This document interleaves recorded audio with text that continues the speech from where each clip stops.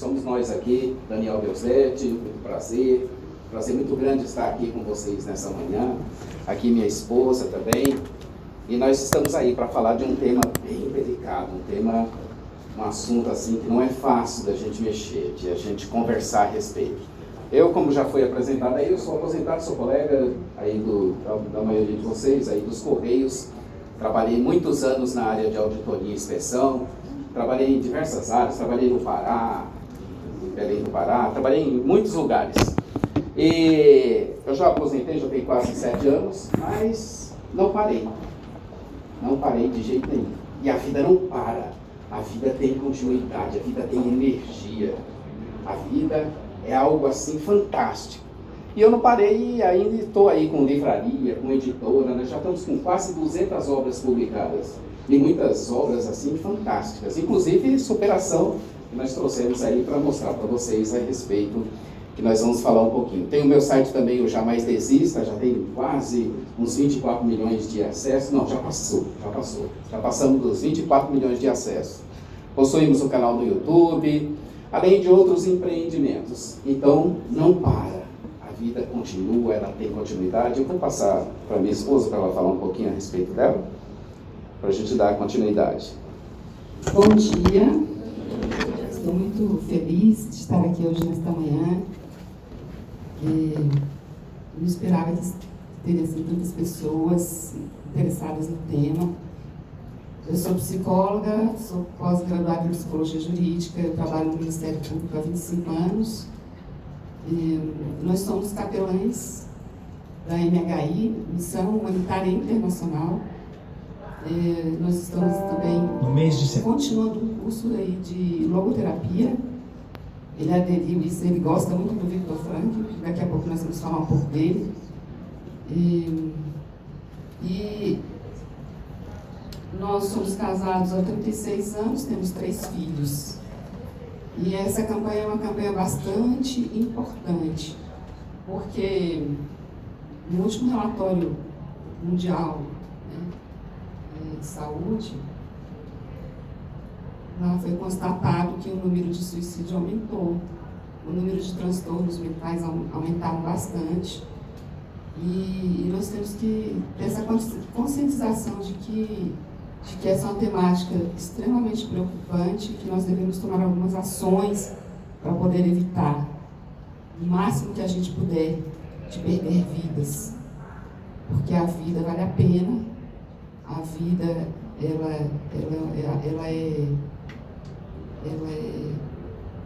é algo assim que no meu pensamento ela é dada por Deus e ninguém tem direito de tirar a vida, ninguém, nem a própria pessoa, mas a gente sabe que existem vários fatores que levam a isso.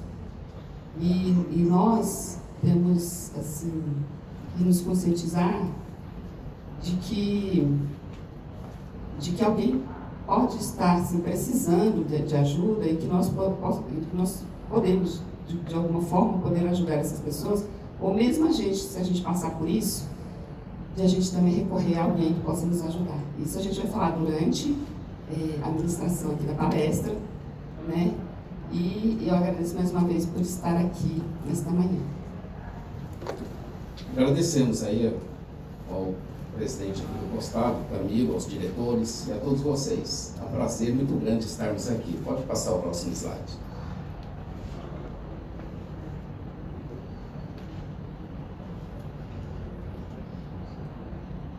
Próximo. Aí. Setembro Amarelo, todos juntos pela vida. Nós estamos aqui para fazer uma conexão com vocês. A conexão que nós vamos fazer hoje é em prol da vida. A vida, como eu disse, é energia. A vida tem continuidade. A vida, ela tem mistérios. Alguém sabe aqui o que está ali naquela mãozinha ali? Sabe ler aquela palavra ali? Quem é que consegue ler? Alguém consegue aqui? Não? Essa palavra que está escrito aqui, ó, na mãozinha. Alguém consegue ler? Só para saber, só para identificar, para eu também, na hora de falar, não cometer uma gafe. Essa palavra aí é uma palavra em hebraico. Ela significa or. Or, essa palavra. E Gênesis 1:3 diz assim: Deus, haja luz. É luz. E aí tem uma coisa interessante a respeito dessa palavra aqui, só para a gente quebrar um gelo. Aqui nós temos 3 letras que compõem a palavra Or no hebraico: o Aleph, o Vav e o Resh. O Aleph, ele está ligado à ideia de Deus.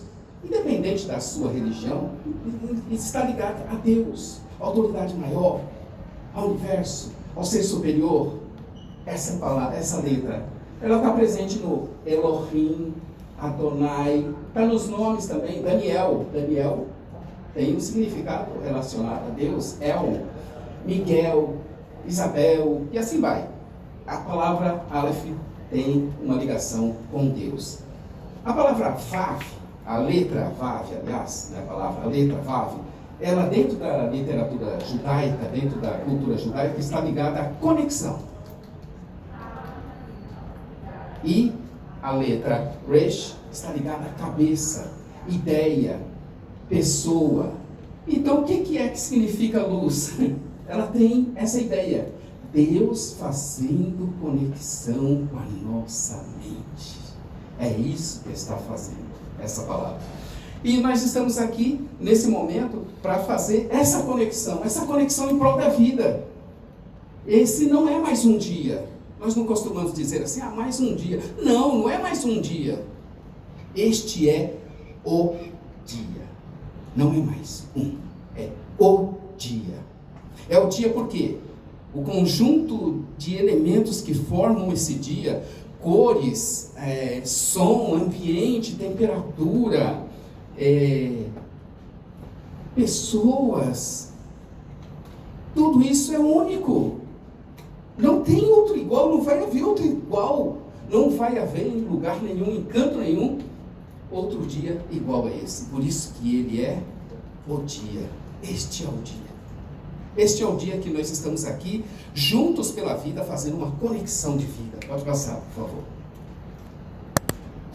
E eu quero, antes da gente entrar no tema, porque o tema é um tema delicado, é um tema pesado, é um tema que vai trazer alguns pensamentos na nossa mente. Então a gente precisa também fazer uma espécie de limpeza da mente, limpeza dos pensamentos.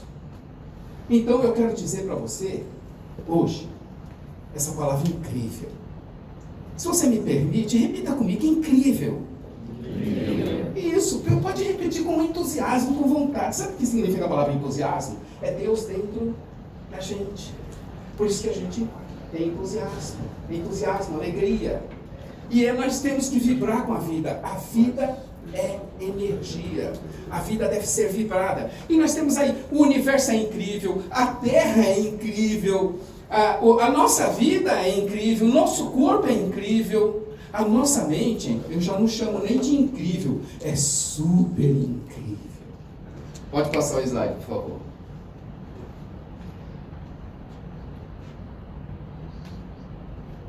Aqui, só para nós nos situarmos para ver. Eu não estou falando que o opa, sumiu. Vai lá. Vai compartilhar a tela para a apresentação do pessoal que está assistindo em casa. Sim, então tá bom. Então deixa eu ir falando enquanto está sendo preparado. O universo é incrível, mas é incrível mesmo, incrível. Ali, quando nós formos ver ali o slide, nós vamos ver um pontinho que é o Sol. É o menor dos pontos de todo aquele slide. Ele quase nem aparece. Eu acredito que de longe não dá nem para ver. Não dá nem para ver. A dimensão do nosso universo, ela é tão grande, ela é tão imensa, que chega a assustar nós. Por exemplo, o que é maior? Você já fez esse cálculo, já fez esse pensamento, essa pergunta? O que é maior? A quantidade de areias presente em toda a Terra ou a quantidade de estrelas existentes no céu? Os cientistas afirmam que a quantidade de estrelas nos céus, e elas são imensas, são maiores que a quantidade de areia que nós temos. Pega um pouquinho de areia e tenta contar. um punhado de areia. Você duvida que você consiga, você não vai conseguir nunca. Então a ordem, a energia, o movimento, nada está parado na vida, nem as coisas que parecem paradas. Essa placa de metal aqui, talvez de alumínio, de ferro, ela está vibrando, tem energia, os seus átomos, ela vibra o tempo todo, nada está parado. Por isso que todas as coisas que nós medimos, ela tem energia, ela tem algum significado. Não se mede trevas, se mede luz, pouca luz. Não se mede frio, se mede calor. Se mede o calor e não o frio. Olha só que curioso. Então, a energia, a vida, isso é um mistério muito grande. Então, só no Sol ali, o Sol que nem aparece direito ali, dentro do nosso Sol, cabem 1,3 milhões do planeta Terra. Esse planeta é pequeno, né? É pequeno o nosso planeta Terra. Cabem 1,3 milhões de Terra. E aí, se nós avançarmos um pouquinho, porque não vai ser possível toda a exploração de tudo isso. Nós temos ali a maior das estrelas ali, ó. Ela é chamada Stephenson. Ela cabe 10 bilhões de sóis. Uau! É grande, é imenso, é incomensurável, é gigante demais. É tudo muito grande. E isso tudo, sabe aonde? Dentro da nossa galáxia. Nem saímos para a próxima galáxia.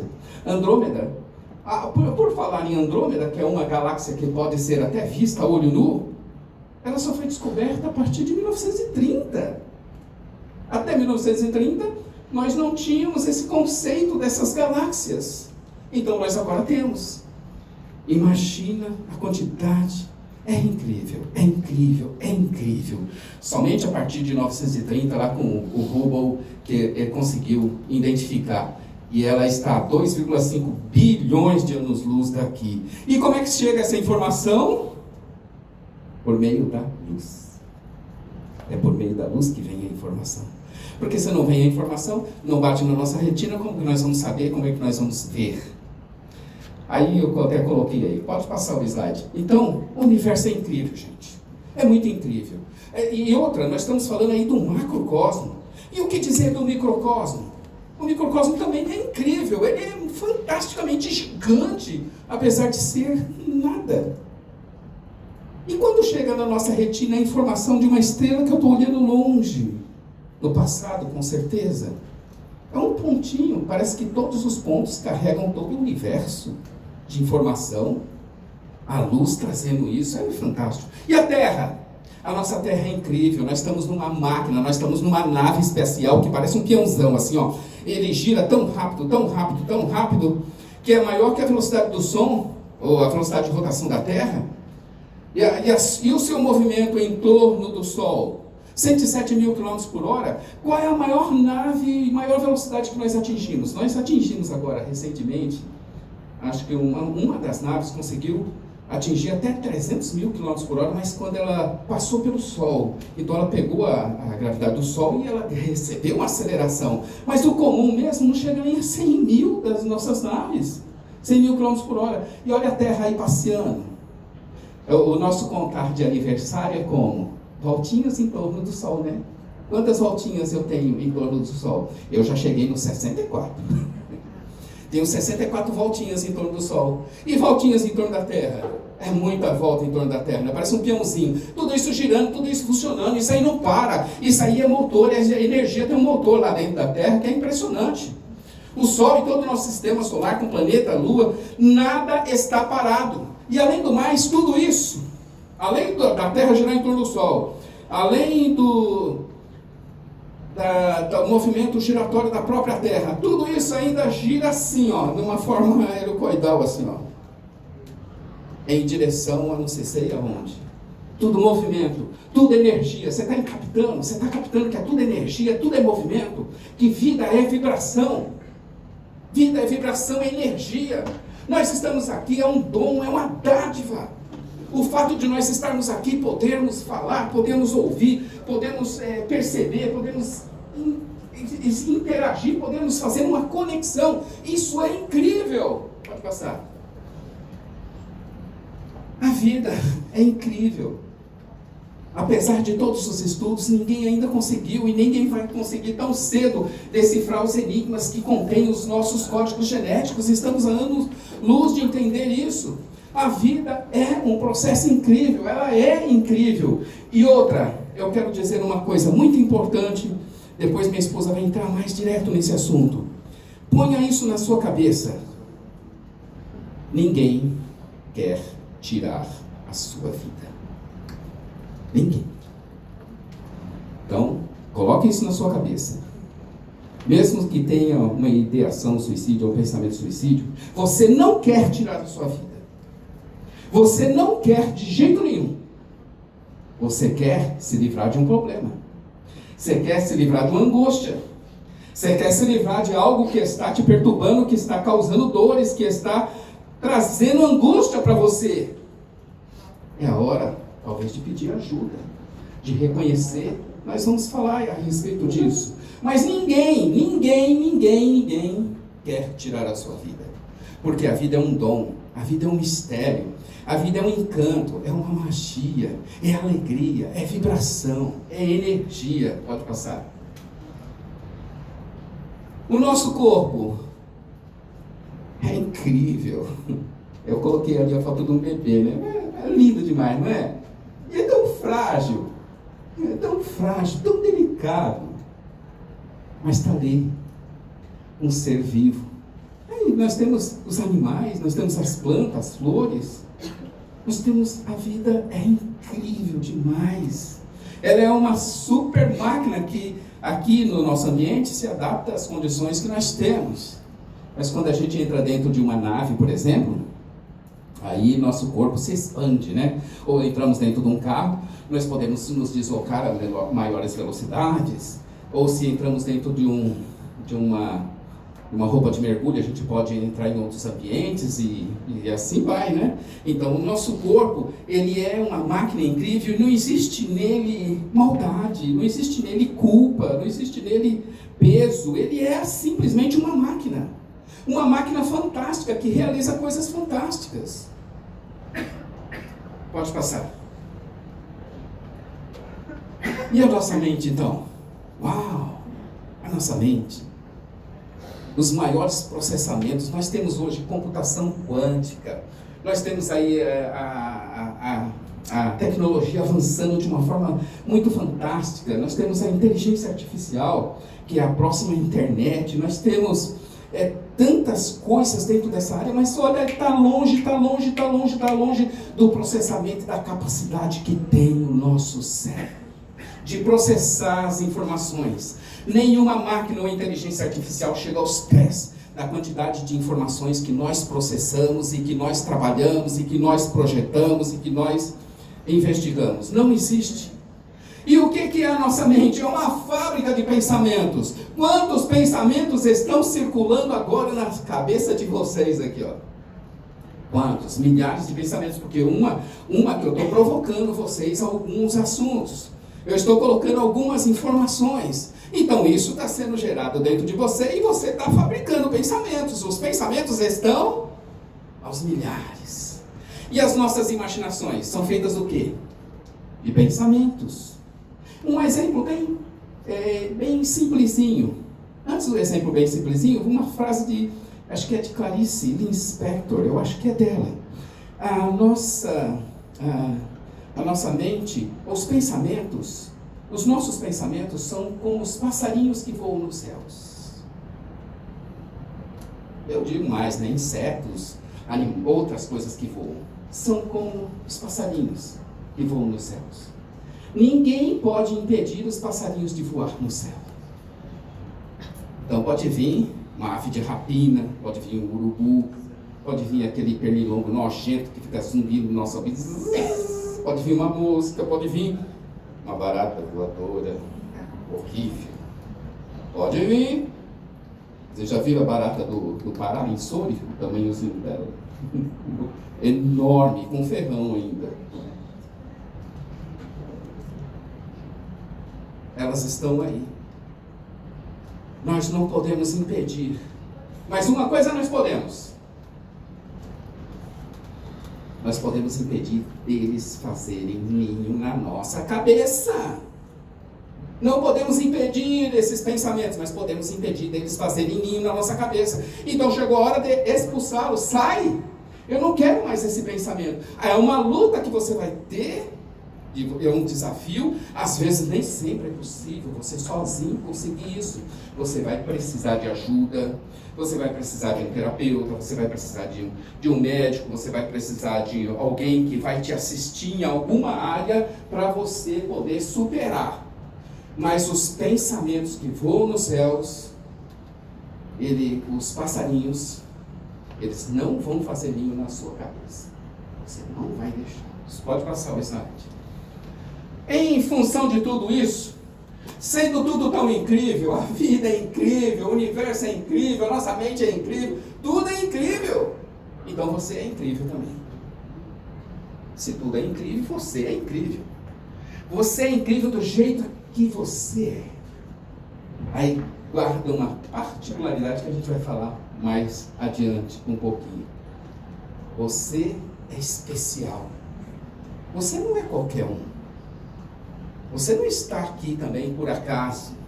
E até esqueci de falar uma coisa, uma curiosidade, né? Uma coincidência apenas. Eu até tinha preparado isso para falar. Hoje são 11 de setembro, certo? A palestra foi marcada para quê? Para as 11 horas? Uau, tanto 11. Aí eu fui descobrir, eu falei assim, meu Deus, faltam 111 dias para acabar o ano. Aí eu falei, ué, tem mais. Eu nasci no dia 11. Só que de agosto. É muito 11, né? Muita coincidência. Era só para quebrar o gelo mesmo. Pode passar, por favor. Então nós temos que... O que se depreende de tudo isso? De tudo isso que nós abordamos assim de uma forma bem rápida mesmo. Porque também não temos todo esse tempo do mundo. Porque até o próprio tempo, segundo alguns físicos, não existe.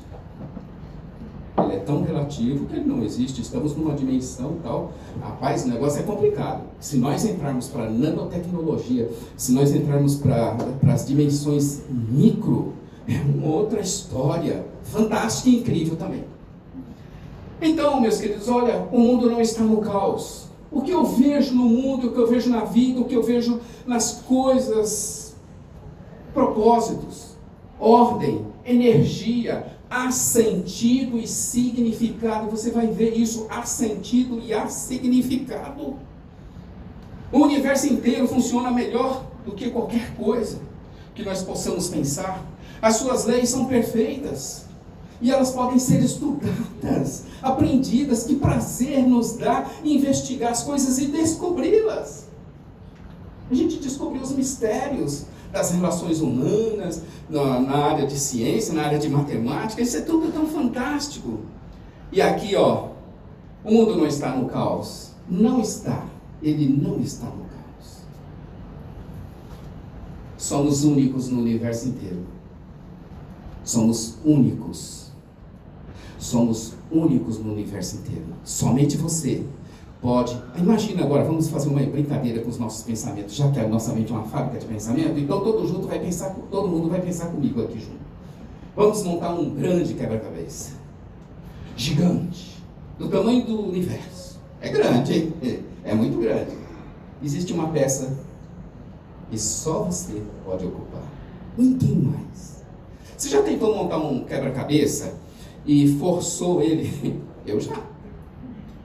Quando você vê assim, você coça a cabeça e fala assim, alguma coisa não está legal. Mas quando você coloca a peça certa no lugar certo, o que acontece? Quando é criança, pula, começa a pular. De alegria, porque ela montou, ela conseguiu resolver o quebra-cabeça. Por quê? Aquela peça se encaixou no lugar certo. Você é essa peça. Você é essa peça dentro do universo. Então, cabe a você. Eu não posso dar significado à sua vida. Eu não posso dar sentido para a sua vida. E isso não é uma especulação religiosa, espiritual, mas é científica. Ela falou que eu gosto muito de Victor Emil Frankl. Para mim, um dos maiores gênios de todos os tempos. Ainda ouviremos falar muito dele. O seu livro Em Busca de Sentido, eu tenho até um exemplar dele aqui, ó. Esse livro dele aqui, Em Busca do Sentido, né? fantástico. A história dele é incrível, mas a Júcia vai falar a respeito dele. Mas é algo assim fantástico. Então ele fala que há sentido na vida. O sentido da vida é único e pessoal. E cabe a você descobrir. Não é eu que vou apontar. Não é um sentido coletivo. É um sentido individual que cabe a você descobrir. As crises. Nós passamos por crises, não passamos?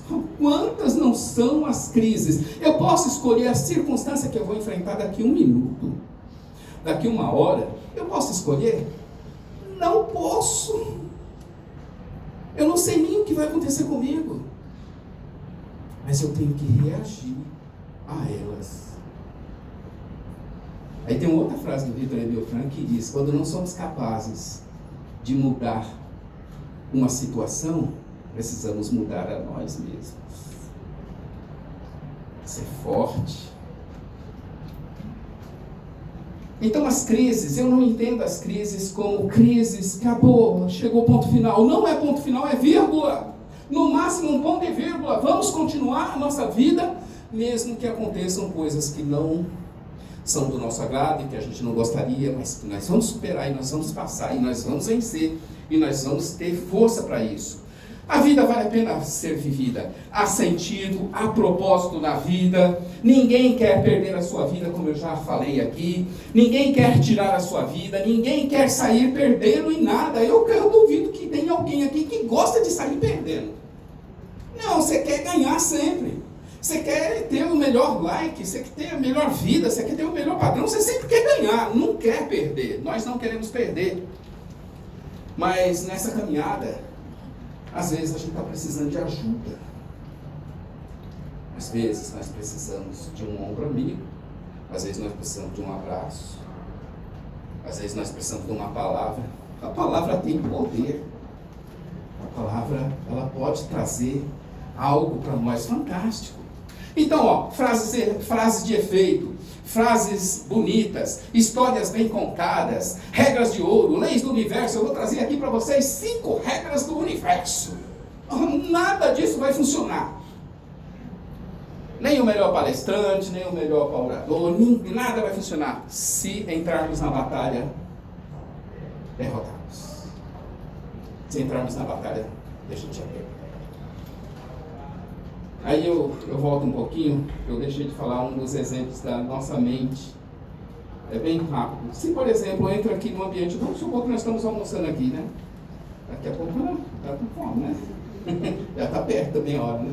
A gente está almoçando tudo junto aqui, e aqui é um especialista em cobras. E ele vê uma cobra coral andando aqui pelo ambiente. Nós estamos num ambiente mais arejado assim, numa natureza. Ele olha aquela cobra, pega aquela cobra, mostra para todos e todos se encantam. A natureza é linda, explica e coloca ela em movimento e ela vai embora. Não aconteceu nada, o ambiente não se tumultuou. Mas saiu o especialista de cobra e entrou a cobra. Oh, que confusão! Vai acontecer maior tragédia, o bichinho vai morrer. E vão matar. Ou ele vai picar alguém, não, talvez ele não tinha nenhuma peçonha, né? Mas o que vai acontecer? Olha a imaginação nossa. É a cobra o motivo ou são as nossas imaginações? Ou são os nossos pensamentos? Analisando a vida de Jesus Cristo, sem entrar no mérito de religião, pensa comigo. Analisando a vida de Jesus Cristo, vemos que ele triunfou sobre os seus inimigos, levando uma palavra de vida, uma palavra de esperança, uma palavra de amor, contra aqueles que queriam matá-lo, queriam crucificá-lo, queriam fazer o que fosse com ele. Ele os venceu dizendo assim: está consumado. Pai, perdoa-lhes, pois não sabem o que fazem. Ele fez isso, ele venceu. Ele venceu lá na cruz. Ele venceu quando ele estava sendo torturado. Quando bateram nele, quando ele sofreu. Não! Eu sou teólogo e eu afirmo para vocês, ele não venceu ali, ele venceu antes. Ele venceu no jardim do Getsemane. Foi ali quando ele colocou em oração diante de Deus e pediu para que a vontade do Pai fosse feita e não a dele. E ele se levantou, vamos, saímos daqui. Aí chegaram os guardas para prendê-lo. Ali ele foi vitorioso. Então a gente vence na mente. É no campo da batalha da mente que nós vamos vencer. E às vezes não é no lugar. Pode passar. E eu quero agora passar aqui alguns exemplos de superação. Acredite, você pode. Ok? Ó, atenção, acredite, você pode. Eu vou contar alguns exemplos aqui. Eu vou passar para minha esposa para falar de Victor Emil Frankl. Ela vai falar dele e vai falar de nós dois aqui. E eu vou falar de Jean-Dominique Bauby. Quem conhece Jean-Dominique Bauby? Levanta a mão. Quem conhece? Quem já ouviu falar? Quem já ouviu falar do escafandro e a borboleta? Então vocês vão aprender. Mas talvez tenha alguém que falou aí, mas não quer dizer, né?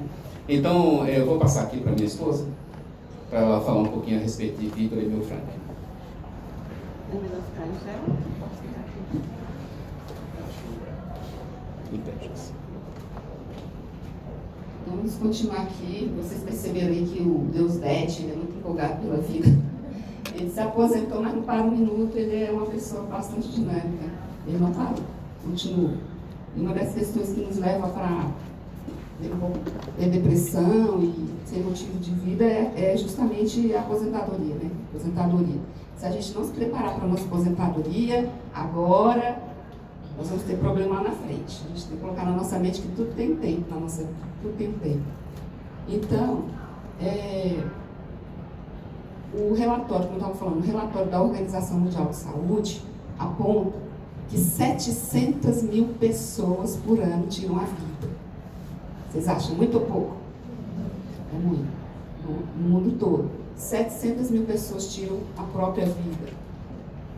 E o número que tem crescido muito, infelizmente, é o número de jovens, de 15 a 19 anos, que tem tirado a vida. Todos os anos a gente ouve história. Quem já viu notícia de que um adolescente, um jovem, tirou a própria vida aqui? Quem já ouviu? Uau!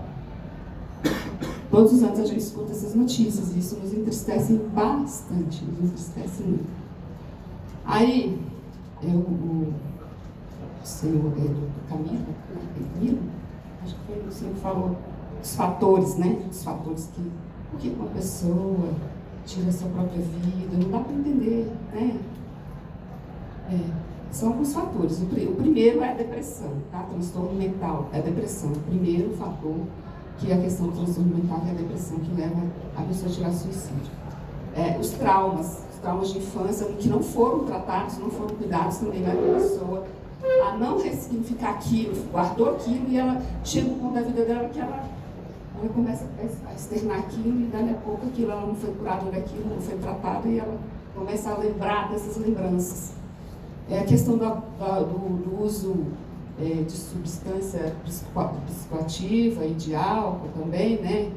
O abuso de álcool, de drogas, também levam a pessoa a pensar nisso. Até porque quando se usa muito isso também desencadeia uma depressão também. Então, são alguns fatores. E na questão da adolescência, o bullying. O bullying também é um fator. O adolescente não consegue lidar com isso, ele não consegue enfrentar essa situação, ele não busca ajuda, ele não conversa com seus pais, ele não conversa com o professor, com o coordenador, com alguém que possa ajudar, ele guarda aquilo e ele acaba tirando a própria vida. Então, são alguns fatores que levam a pessoa a tirar a vida. E daí, é muito preocupante essa questão, e daí a gente precisa tomar medidas. E essa campanha é extremamente importante, não só em setembro, mas durante todo o ano. Temos aí agora um lançamento que foi feito, acho que em 2016, não sei se você já ouviu falar, é do Janeiro Branco. Quem já ouviu falar de Janeiro Branco aqui? É uma campanha maravilhosa que resolveram, né, intensificar agora. Os psicólogos lá de Minas Gerais lançaram essa campanha para que a gente cuide da nossa mente também, não só do físico, mas a mente é importante, muito importante, muito importante. As coisas elas andam juntas, cuidar do físico e cuidar da mente. Então, o Victor Frankl, eu vou falar um pouco dele ali, porque a gente está estudando sobre ele, e ele é um autor um psicólogo, médico, neurologista, psiquiatra, psicólogo, e nasceu em Viena, viveu 92 anos e até os 92 anos ele trabalhou em prol da vida. Victor Frank, eu não sei se alguém já conhece, ouviu falar dele, ele escreveu aquele livro best-seller e outros livros também. Ele é o fundador da logoterapia. Ele começou a questionar a questão da vida, do sentido da vida, desde adolescente. Ele começou a questionar a questão do sentido da vida. E lá na adolescência ele já ficava pensando, quando ele acordava, quando ele era adolescente, ele já acordava pensando, qual é o sentido da vida? Estou aqui na minha cama, ele tomava café na cama. Qual é o sentido da vida? Por que eu tenho que levantar? Por que eu tenho que trabalhar? Por que eu tenho que estudar? Por que eu tenho que ir atrás das coisas? E ele pensava muito sobre isso. E a vida inteira dele foi sobre isso. Tanto é que ele escreveu vários livros. E daí, o Victor Frankl, ele, enquanto médico, pesquisador, psiquiatra, neurologista, e gostava muito de observar o comportamento, ele começou a observar o comportamento das pessoas em relação a essa questão também do suicídio. E nos hospitais que ele trabalhou, ele verificou que tinha muito caso de chegavam com transtornos mentais, que eram pessoas que tinham um potencial muito grande de cometerem suicídio. E ele, durante o tempo que ele atuou como médico, né, estou falando isso, que essa minha fala é antes dele ir para o campo de concentração, porque ele foi prisioneiro de guerra. E antes disso ele já estudava muito sobre essa questão. E daí o que aconteceu? Ele verificou que entre os estudantes lá da época estavam acontecendo anualmente muitos suicídios. E o que aconteceu? Ele pensou nisso e, como ele é um estudioso do comportamento e da questão do sentido da vida, ele criou vários centros de atendimentos lá na época, preparou as pessoas lá, os profissionais, para atenderem as pessoas que estavam com alguma dificuldade. E lá entre os alunos, ele elaborou um trabalho também nas escolas, nas universidades, e o suicídio, um número muito alto de suicídio. Quando o Victor Frankl começou a atuar nessa área, porque era uma área que ele sempre pesquisou, ele conseguiu zerar o número de suicídio. Ele zerou o número de suicídio quando ele implantou o trabalho lá em Viena. Então, ele conseguiu mudar essa estatística. Ele zerou praticamente, mudou tudo. Então, ele é uma pessoa assim, bastante importante dentro da psicologia. Ele trata desse assunto e nós estamos estudando sobre o Victor Frankl. Depois ele foi prisioneiro de guerra. Antes dele ir para a guerra, na Segunda Guerra Mundial, ele já estudava sobre isso, como eu falei. Quando ele chegou lá, ele passou 3 anos no centro de concentração, foram 4 anos. Tiraram tudo dele, tudo. Ele era médico, ele já tinha reconhecimento nesse tempo.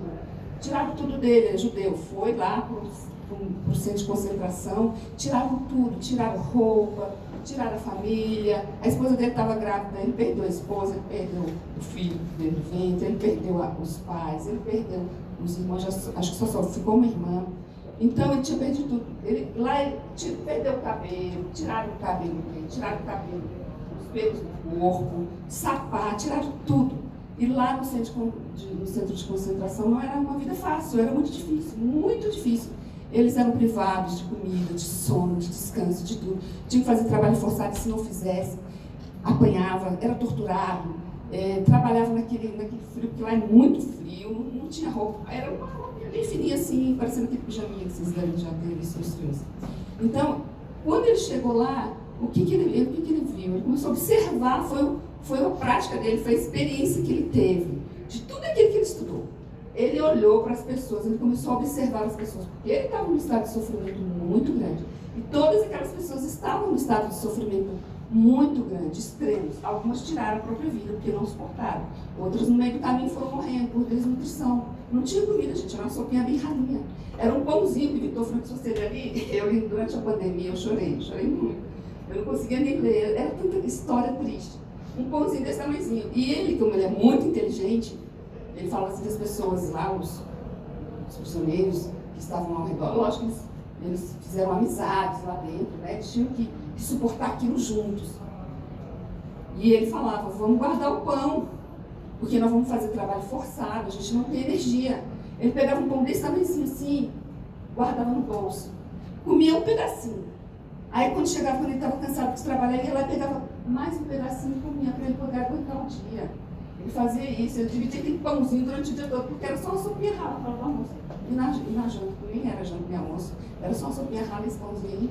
Tinha umas coisinhas assim meio diferente, mas era algo assim que era alternado todos os dias. Então, se vocês verem as fotos lá, vocês sabem, eles ficavam assim com os ossos transparentes, sem aparecer. Então ele viveu isso, viveu esse sofrimento. E quando ele estava lá, ele percebeu que tinha algumas pessoas que lutavam pela vida. Que era justamente a questão ali. Então, é privado de tudo. E aí ele começou a observar o que faz essas pessoas a quererem continuar. Deixa eu tomar só um banho de água aqui. Porque quando a gente fala, a gente fica...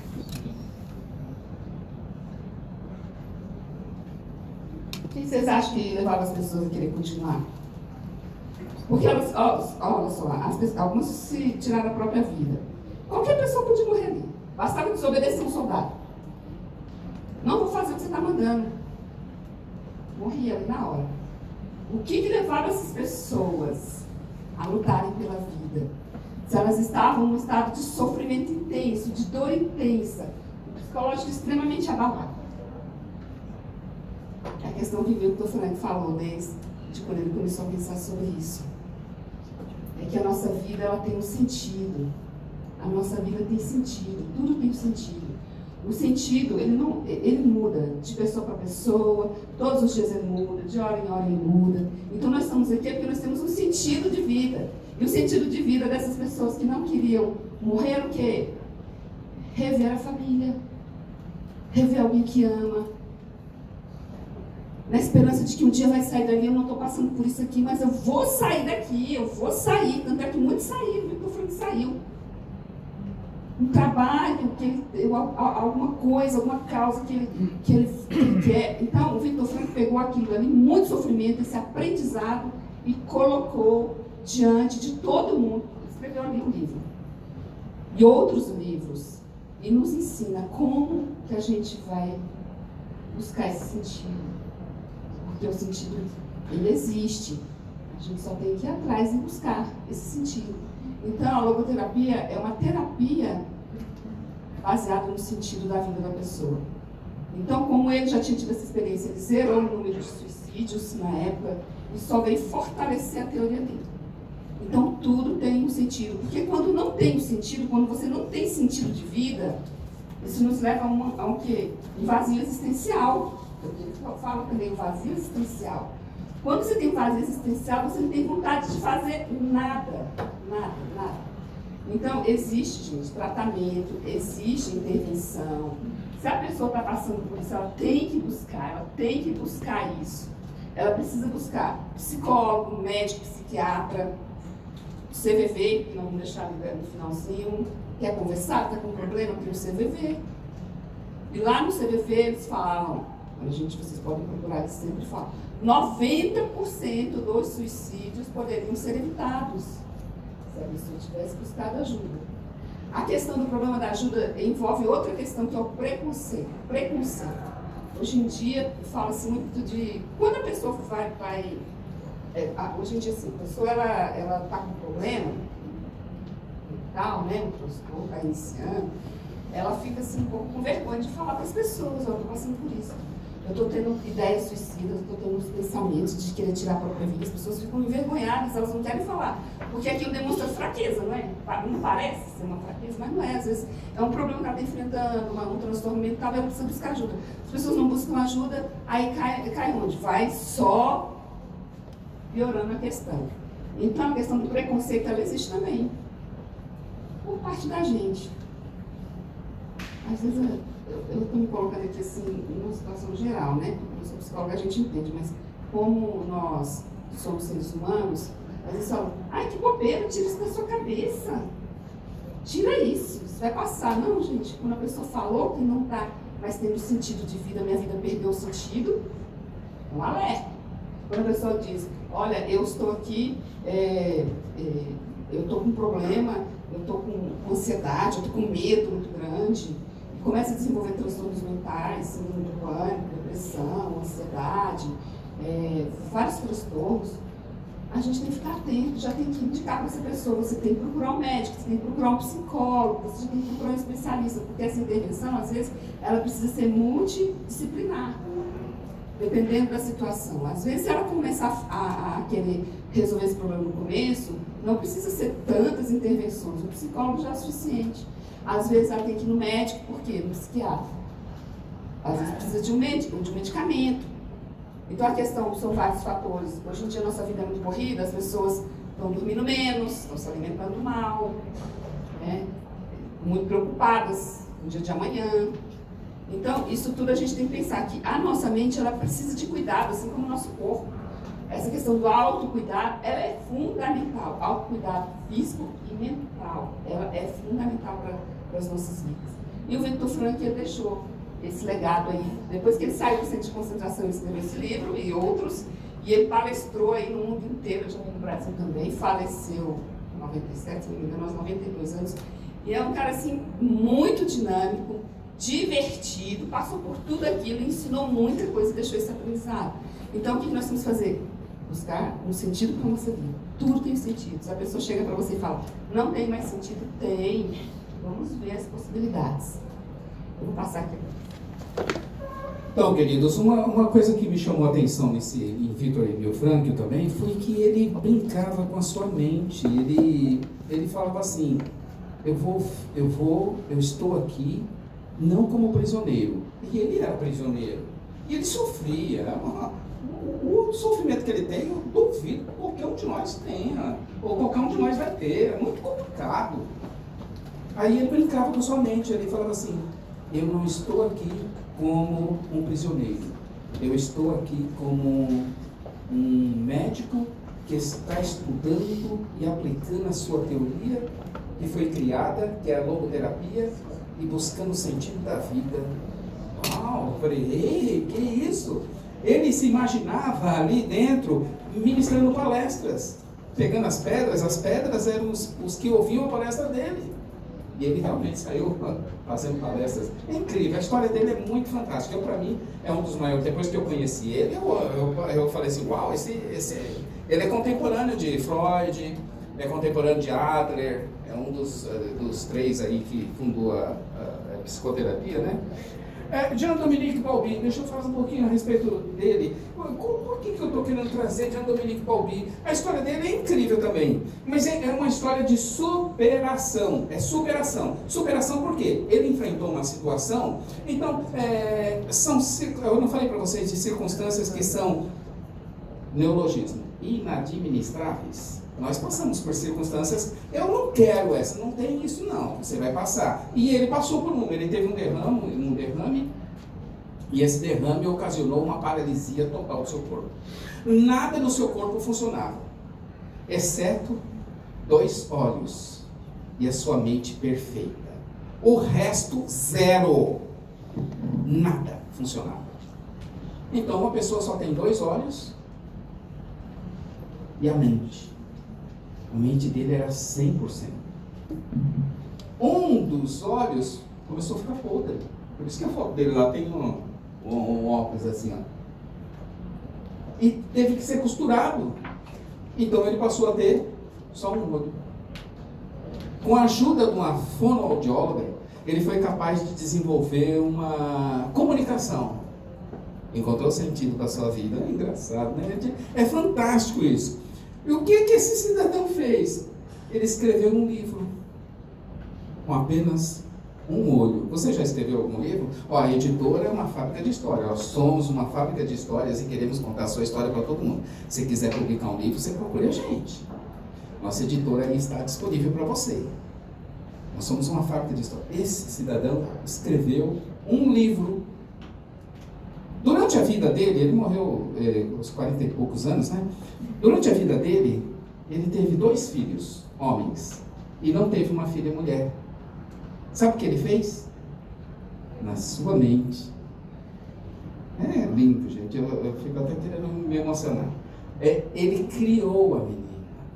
Ele criou, deu nome, deu adolescência, tudo. Na história, ele coloca ela. Ele gerou a filha na mente. Ele teve a filha dele na mente. Então ele criou a história. E o nome do livro? Eu só tenho 2 exemplares aqui. Esse livro aqui. E tem filme também, se você procurar em Netflix, alguma coisa assim, você vai achar. Não sei se está no Netflix. O Escafandro e a Borboleta. Ele escreveu esse livro aqui, escrito por Jean-Dominique Bauby. Ele era lá um dos diretores da revista Elle, né? Aqui, ó. Ele escreveu esse livro aqui, ó. Vale a pena de você ler e conhecer a história. Então essa é a história de Jean-Dominique Bauby. Eu estou contando ela, é uma história triste, é uma história pesada, mas alguém que encontrou significado. Depois de ele ter lançado o livro dele, 10 dias depois ele faleceu. Porque a situação dele era muito grave, muito trágica, né? Mas 10 dias depois de ter escrito o livro, ele faleceu. Mas está aí, deixou para nós. Olha a nossa mente, gente. A nossa mente é super incrível. Você é super incrível. João Paulo, aqui tem outro livro aqui. Esse aqui é da nossa editora. Aqueles 2 lá, infelizmente eles não procuraram a gente, né? Fazer o quê? Mas esse aqui foi escrito, eu escrevi esse livro aqui, a história de João Paulo. Vocês conhecem a história de João Paulo, mais ou menos vocês devem conhecer, né? João Paulo trabalhou na auditoria comigo, no 9º andar do edifício sede. O edifício sede tem mezanino e tem sobreloja, então é o 11º andar. E calculando aí a altura, deve dar uns 45 metros de altura. Ele saltou de lá, do 9º andar. Então ele estava passando uma crise, ele estava passando por depressão, deu a perceber sinais, os sinais foram notórios. Ele era muito gozador, brincalhão.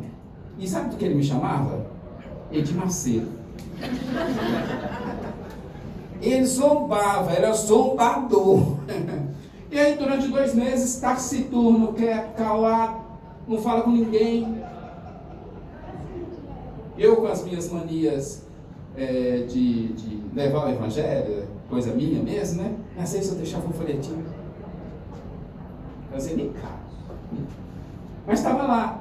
Ele passou uma situação muito difícil, delicada na vida dele. E ele se atirou do prédio. E tem uma história também aí, que eu não falei para vocês, que envolve oração. Eu acredito em oração. Independente da sua religião, há estudos que dizem que toda vez que você faz a posição de oração e coloca-se na posição de oração, existe uma circulação maior no seu cérebro de sangue e promovendo maiores sinapses, aí tem que ver o especialista nessa área, em que acontece mesmo de você estabelecer uma conexão. É como se fosse a orca, que eu falei lá, a luz. Existe uma conexão, existe algo que você melhora você, melhora a sua capacidade de reagir diante de uma situação, melhora a sua situação de análise diante dos fatos. Melhora, então, por causa do fluxo sanguíneo. E quando você ora por alguém, há estudos também que diz que existe uma transmissão de energia, alguma coisa assim, que aquilo é benéfico para aquela pessoa, traz mais benefício. Então tem estatísticas, pessoas que foram internadas e não receberam oração, pessoas que foram internadas e receberam oração. As maiores, lógico que todo mundo morre, todo mundo passa, mas há estudos dizendo que há maior incidência de cura. Então, é uma oração. E eu fui, nesse dia, tocado por orar por essa pessoa. Eu, na minha crença.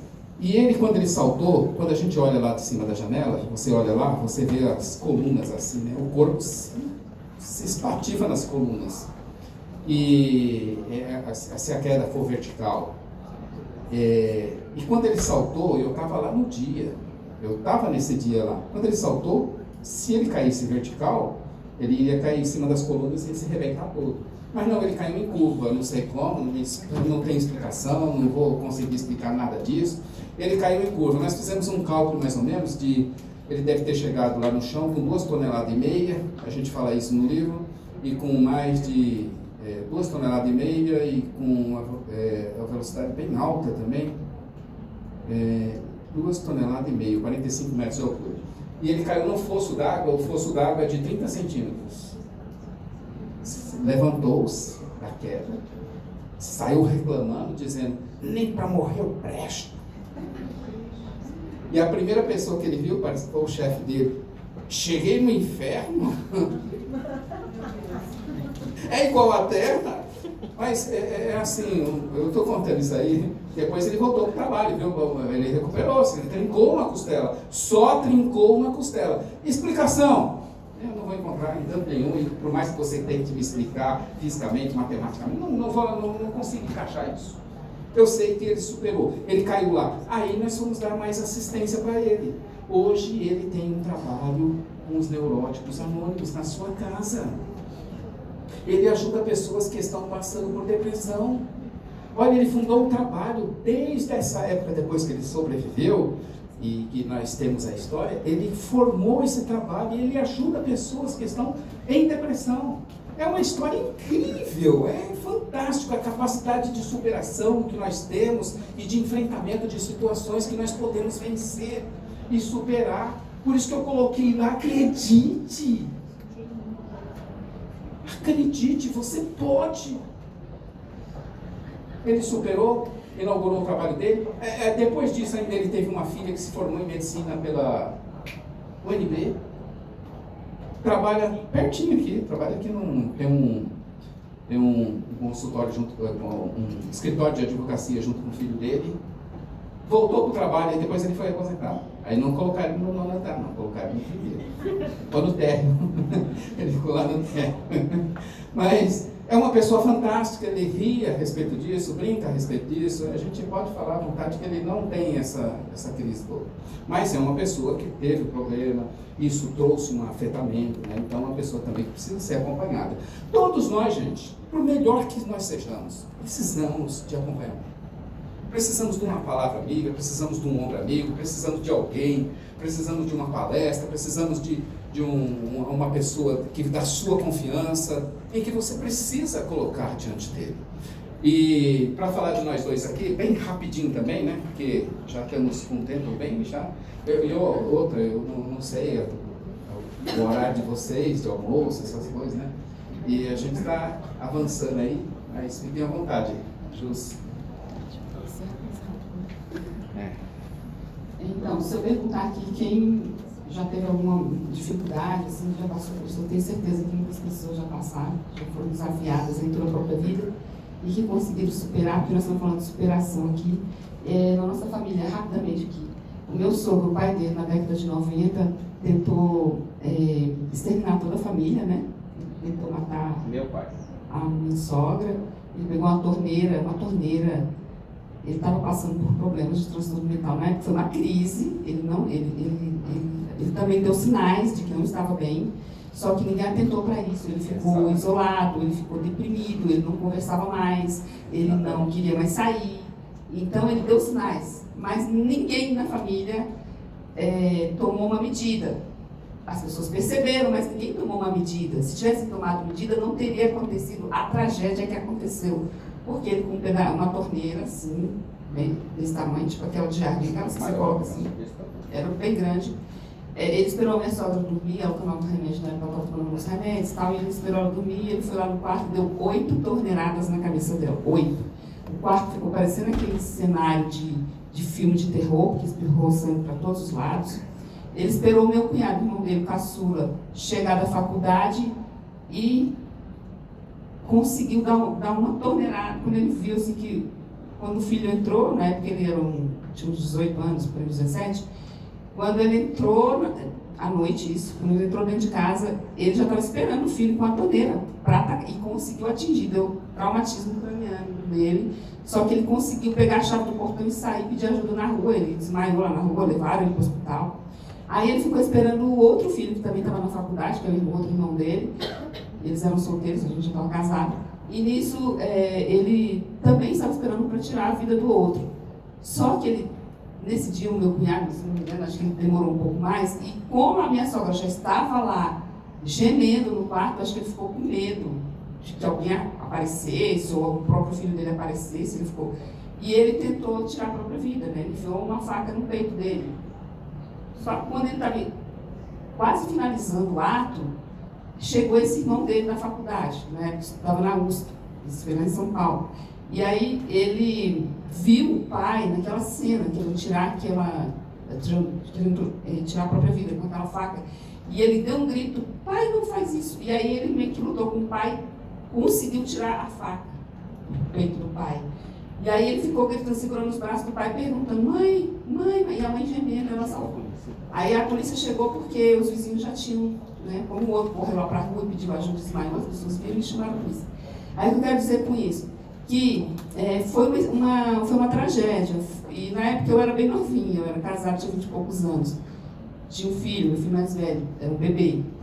E a gente estava morando em Belém, e eles em São Paulo, porque ele foi pelos Correios, a gente teve que mudar para Belém, porque ele foi, né, mandado no Correio para trabalhar em Belém, e a gente foi para lá.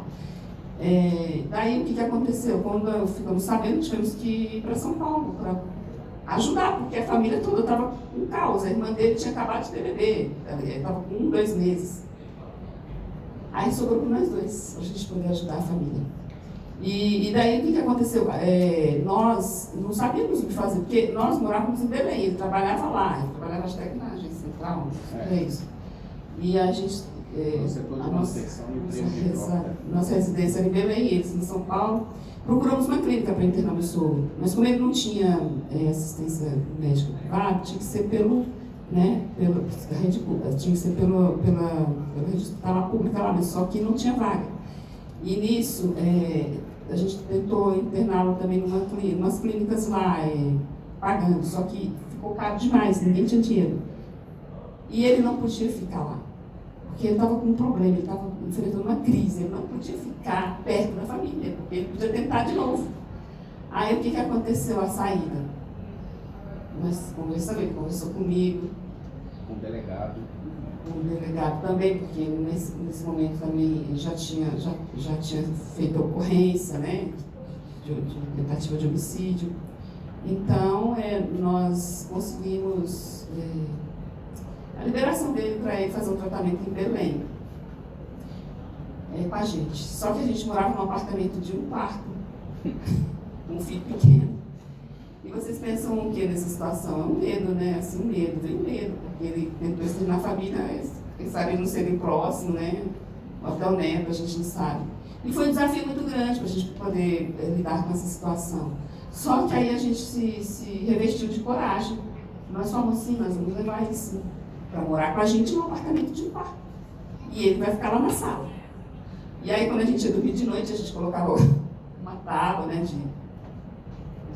a tábua de passar roupa atrás da porta. E se eu tentasse abrir a porta, a tábua caía e acordava a gente. Era uma estratégia que a gente tinha para não correr o risco, né, de fazer um ato violento contra nós. E daí, meus queridos, o que aconteceu? Eu não trabalhava fora na época, eu estava só cuidando do meu filho, ele trabalhava o dia todo. Eu tive que ficar com o meu sogro dentro do apartamento de um quarto. Quando ele chegava à noite, o que acontecia? Toda noite. Ele ia sentar, nós sentávamos na sala, sentávamos ali e começávamos a conversar com ele, ouvir, deixar ele falar, deixar ele se expressar. E a gente sem entendimento, mas acho que Deus deu entendimento para a gente, de que a gente precisava dar ouvidos para ele, de que a gente precisava entender, compreender, que a gente precisava estabelecer uma conexão, um relacionamento de confiança com ele. Eu fazia de tudo para ele, eu falava, o senhor não precisa fazer nada. Eu fazia comida, eu colocava na mesa, eu dei muito chá calmante para ele, muito chá calmante para o meu sogro. E ele também fez uma intervenção lá com o psiquiatra, tomando alguns remédios. Mas psicólogo, na época, a gente não encaminhou psicólogo, até porque não tinha como levá-lo. Ele trabalhava o dia inteiro e eu, cuidando de um bebê, como é que eu ia fazer? Então era à noite, a nossa intervenção era à noite. Era à noite que a gente chegava, eu orava com ele ministrava no coração dele. E nisso ele foi melhorando. Ficou 6 meses lá na nossa casa em Belém. Depois de 6 meses ele voltou para a família, a minha sogra perdoou, entendeu que era uma doença, que é uma crise psicológica que o médico falou. Ele melhorou. Ele voltou a viver, ele voltou a ter vontade de fazer as coisas. Depois disso, ele teve outros netos, não é? Nós temos mais 2 netos, ele teve mais uma outra neta, né? Então, assim, ele pôde vivenciar aqueles momentos ali de avô e tudo. E ele passou a cuidar da minha sogra. Minha sogra era muito gente boa, uma pessoa cheia de fé, de energia, mas ela tinha alguns problemas assim diabetes, pressão alta, essas coisas, e ele passou a cuidar dela, dar o remédio para ela e tudo. Então a situação mudou, a situação virou. O que a gente quer dizer com isso, com essas histórias do João Paulo e do meu sogro? Se a gente tivesse observado os sinais, nada disso teria acontecido. E mostrar para a pessoa que está tentando, que tem outras saídas. E vocês verem que se tivesse interrompido a vida ali, naquela situação, se o meu sogro tivesse conseguido tirar a vida dele, e se o João Paulo tivesse também conseguido, né, tirar a própria vida, se ele não estivesse aqui mais, né, com certeza iria assim, a história seria outra, porque não dá tempo a gente falar, porque tem o luto da família, o luto dos amigos. Os que ficam, gente, eles têm que receber tratamento, os que ficam precisam de tratamento. Olha, é muito difícil, porque tem o sentimento de culpa. Eu não percebi, eu não fiz nada para ajudar, e fica aquele sentimento de culpa, aquela culpa, carregando aquela culpa. Principalmente os pais que perdem os filhos por conta dessa situação. Eles carregam a culpa, aí vem um luto muito intenso, mais do que por outro motivo que se eu tivesse morrido. Então, traz assim uma situação muito difícil, muito penosa, de muito sofrimento para a família, para os amigos, para quem fica. Tem gente que não consegue ressignificar isso, não consegue lidar com isso e passa a vida inteira se culpando. Então, a gente tem como evitar, nós podemos evitar isso. Basta a gente ter um olhar mais atento para o próximo. Nós precisamos olhar atentamente para o próximo. Precisamos olhar para os nossos colegas de trabalho. Eu tenho uma colega de trabalho que quase meia-noite, mandou uma mensagem para mim. Isso a gente já estava observando, ela já estava sendo já acompanhada lá pelo serviço médico. Uma mensagem onde ela coloca lá, pesquisa do Google. Se enforcar, uma corda, um desejo de uma corda, como se enforcar, como tirar a própria vida. Ela não falou nada, ela só mandou essas mensagens, eu já sabia que ela não estava bem. Isso me apavorou. Eu falei, gente, se essa menina, meu Deus, ela está lá do meu lado. Meu Deus, se ela atentar contra a vida dela, meu Deus do céu, meu Deus, eu preciso fazer alguma coisa. E eu não sabia o endereço dela, eu sabia mais ou menos a quadra. Eu falei, como é que eu acho essa na meia-noite? Eu fui buscar Deus, falei, Deus, não deixa ela fazer nada contra a vida dela. Isso ela mandou mensagem para as 3 pessoas do trabalho. No dia seguinte, aí eu liguei para o pessoal lá da diligência e falei, me passa o endereço agora, urgente. Aí eles me passaram o endereço dela de manhã cedinho, nós levantando, eu e ele fomos lá na casa dela. Ela não parava de chorar um minuto, ela estava desesperada. Nesse momento a gente acolheu, a gente abraçou, a gente deixou ela chorar, ficamos com ela ali, abraçamos, deixou ela chorar, ouvimos, falamos, oramos com ela, deixamos ela bem assim à vontade, falamos, você precisa de ajuda, qualquer necessidade que você tiver de conversar, desabafar, qualquer situação você pode contar com a gente. Então, as pessoas precisam desse apoio, precisam ser ouvidas. Então, é isso, né?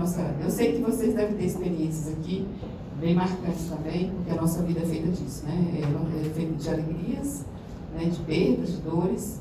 Então, tudo isso faz parte da nossa vida, a gente tem que aprender a lidar com cada situação. Pois é, gente, vocês veem aí que são assuntos pesados, são assuntos difíceis, né? Olha só como que nós vamos conviver com isso. A nossa mente é realmente difícil a gente inventar certas situações. Mas eu quero deixar isso na mente de vocês, acredite, você pode. Você pode, sim. Você pode. Você vai conseguir superar. Então, apesar de nós termos enfrentado tanta situação, e tem outras coisas aí também, mas graças a Deus ela não morreu. Ela é uma pessoa de bem com a vida, gente.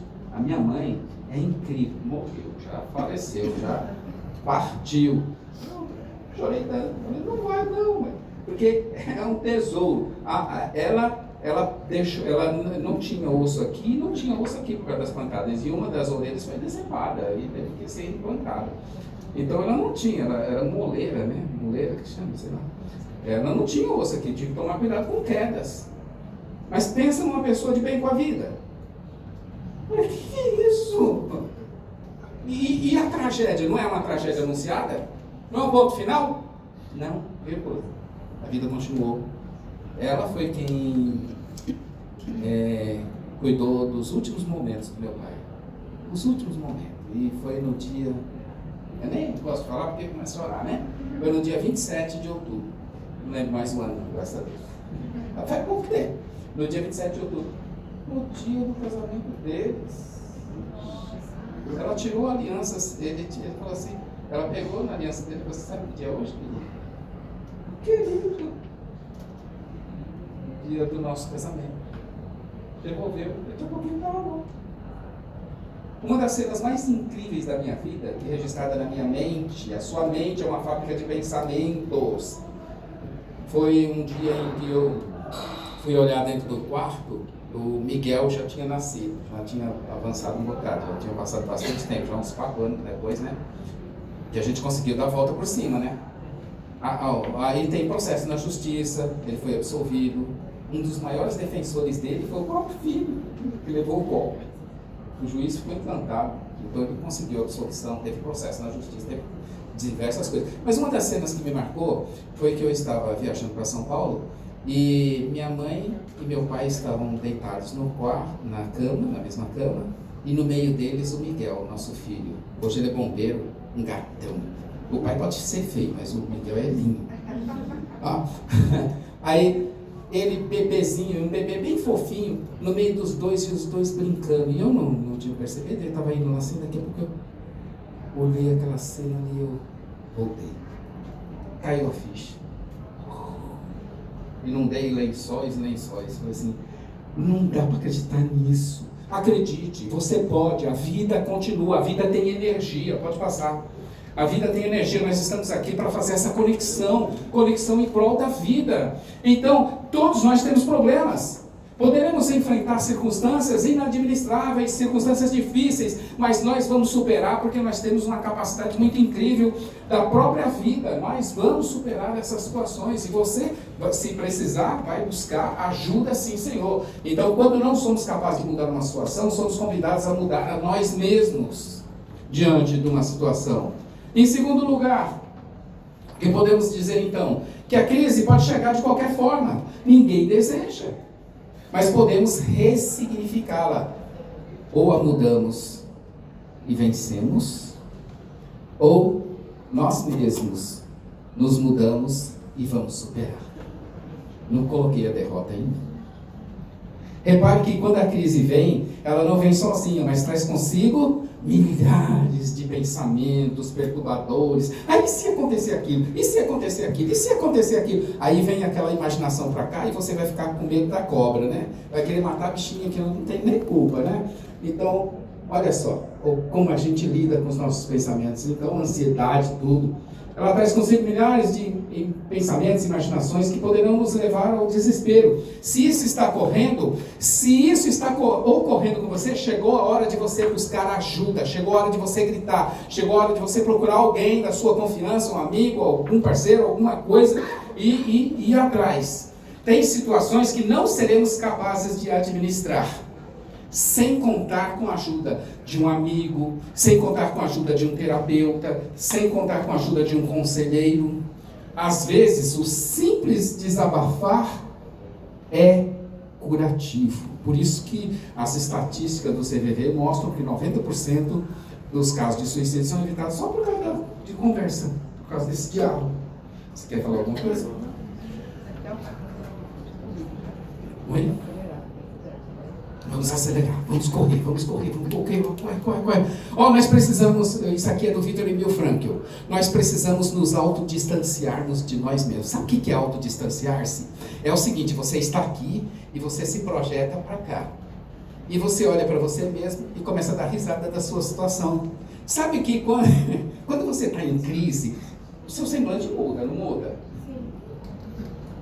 E quando você está com raiva também, tudo muda. Mas quando você força o sorriso, mesmo nessa situação ruim, quando você faz isso, existe um processo químico no seu cérebro que faz com que você engana o seu cérebro.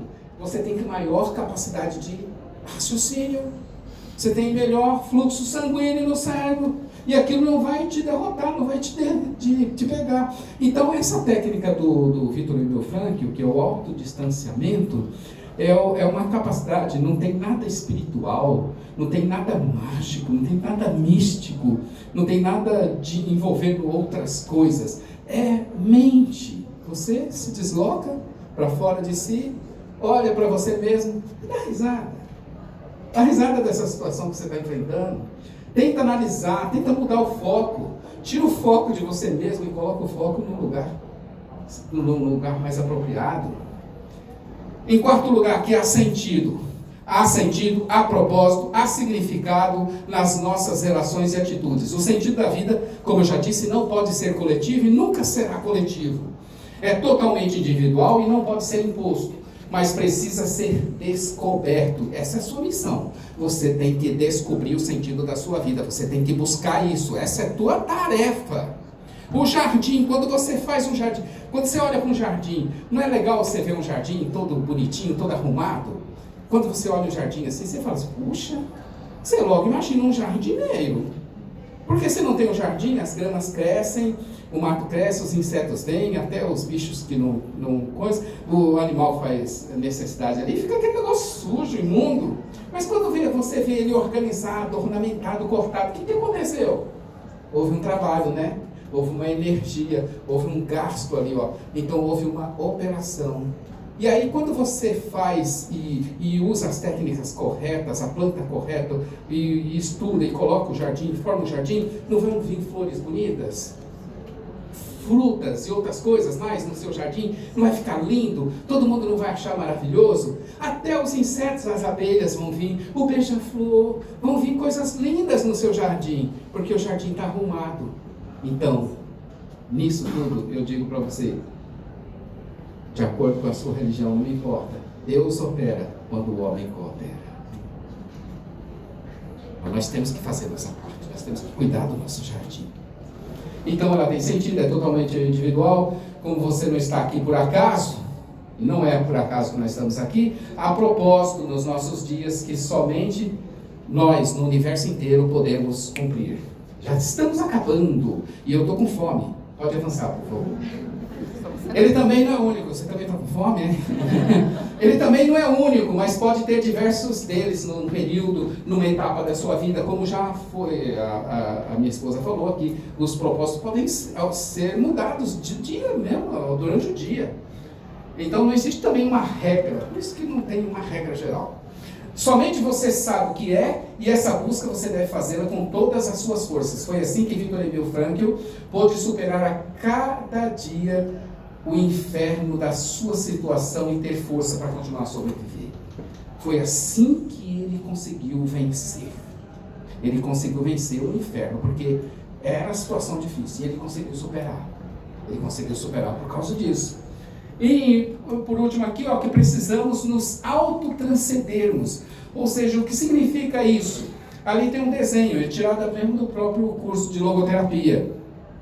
O autotranscender, enquanto autodistanciar, é você sair de você mesmo, entre aspas, e rir da sua situação e aprender a analisar a sua situação. A autotranscendência é você... Vou deixar a Júcia falar. Ela fala melhor nesse aspecto. Autotranscender é você ir em direção ao outro, ou a alguma coisa. Você vai tirar o foco de você e vai colocar no outro. Tirando o foco de si mesmo. Quando você faz isso, quando você ajuda alguém, quando você ama alguém, ou quando você vai em prol de uma causa, porque tem acho, várias pessoas aqui que vão em prol de uma causa, você consegue se autorrealizar. E essa autorrealização vai te trazer o quê? Bem-estar. Então, autotranscender é sair de você, é tirar o foco de você e colocar no outro. Tente fazer esse exercício, coloque no outro, dê mais atenção ao outro, ajude o outro. Ou alguma causa. Tem pessoas que gostam de ajudar em alguma causa. Crianças com câncer, né? Pessoas que estão enfrentando problemas no relacionamento, causas também, assim, tem gente que gosta, né? Não é todo mundo, mas gosta de ir lá no presídio, fazer visitas, ajudar os presos de alguma forma, né? Algumas pessoas gostam de estarem, algumas pessoas têm aí como ajudar as crianças a desenvolver as suas habilidades, né? Em futebol, isso, são causas, ou então o próximo, alguém. Então é isso, a autotranscendência. Então, tirar o foco de você mesmo e colocar no próximo. Olha aqui que bacana, né? Quando você coloca no próximo, talvez aí você descubra alguma coisa de significado da sua vida. Sua vida vai melhorar. A gente fica muito centrado na gente mesmo. Isso não é legal. Vamos lá? Aí tá, se precisar de ajuda, do próprio CVV essa ilustração. Um dos lugares que tem tido grande acesso, né? Ele funciona 24 horas por dia. Eles acreditam que a vida vale a pena ser vivida, como nós acreditamos. Eu e minha esposa também nos colocamos à sua disposição para simplesmente ouvir você, que seja uma conversa, e na sua jornada que pode estar sendo complicada, nós estamos aí à disposição. Nosso trabalho, nós gostamos disso. A gente já trabalhou em presídio, jovens, nós tínhamos, no início do nosso casamento, a gente passou 1 ano no presídio, não prisioneiros, visitando as pessoas de lá. Tem gente que a gente visitou e depois saiu do presídio, quando vê a gente, uau, ele falta arrebentar a gente, de abraçar, é forte, é conexão, é vida. Então, essa imagem do lado aí é do próprio site do CVV e mostra que devemos ser empáticos. Isso é muito importante com o nosso semelhante. E que sem a parte do outro não podemos ser completos. Está faltando alguma coisa, ninguém vive sozinho, isso não funciona.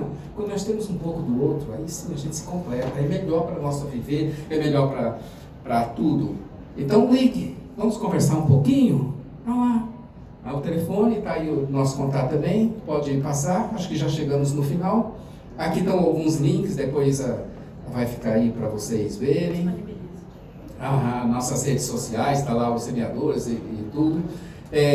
Somos uma fábrica de histórias, é o nosso slogan. Somos uma fábrica de história e queremos contar essa história, a sua história. Nós queremos contar a sua história para todo mundo.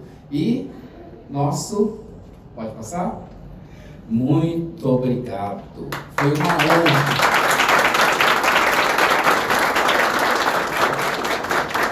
Obrigado. Deus abençoe vocês.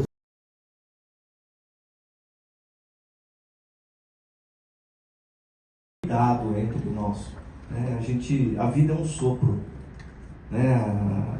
A gente está falando aqui da campanha, né? Ontem foi o Dia Mundial do Combate ao Suicídio, e hoje nós estamos fazendo a nossa parte aqui também, né?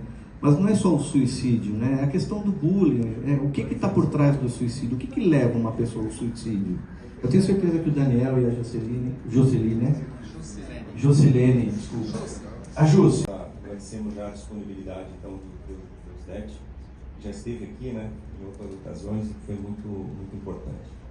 E é importante tanto que a diretoria está incentivando, está apoiando isso, e uma discussão que a gente evita às vezes, né, mas eu acho que tem que ser feito. A música foi tão boa que o Daniel vai pedir para repetir todos os dias. Nem atrapalhou o comitê, né, Daniel? Foi tranquilo, né? Mas esse desafio, eu acho que da vida é muito importante, porque todo mundo quer a felicidade, quer aproveitar os melhores momentos, né? Mas como fazer isso, né? O presidente falou aqui, eu acho, eu apoio. Nós temos que vibrar com a vida. A vida é energia. A vida deve ser vibrada. E nós temos aí, o universo é incrível, a Terra é incrível, a nossa vida é incrível, o nosso corpo é incrível, a nossa mente, eu já não chamo nem de incrível, é super incrível. É isso que ele está fazendo, essa palavra. E nós estamos aqui, nesse momento, para fazer essa conexão em prol da vida. Esse não é mais um dia. Nós não costumamos dizer assim, mais um dia. Não é mais um dia. Este é o dia. Não é mais.